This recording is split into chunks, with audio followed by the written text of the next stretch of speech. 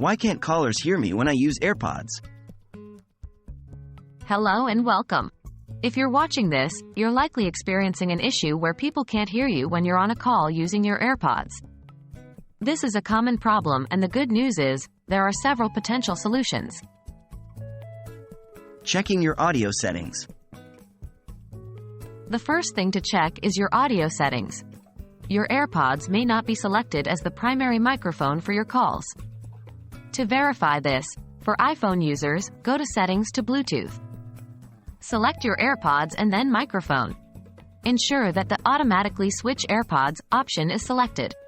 For Mac users, go to System Preferences to Sound to Input and ensure that your AirPods are selected as the input device. Is your AirPods microphone clean?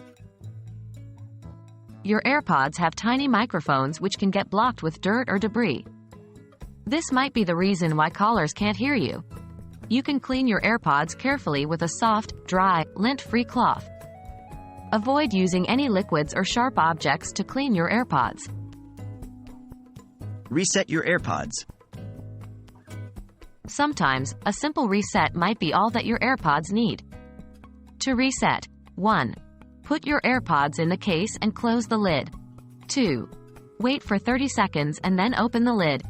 3. Go to Settings to Bluetooth on your iPhone and forget the AirPods.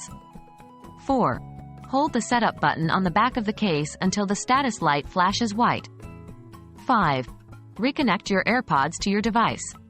This process often solves a wide array of issues, including microphone-related problems. Test with other devices. Finally, try using your AirPods with other devices.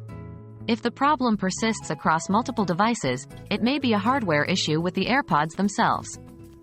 In this case, it's best to contact Apple support or visit an Apple store for further assistance. Thank you for watching this video. We hope these solutions help solve your AirPods audio issues. Always remember to handle your AirPods with care, especially when cleaning.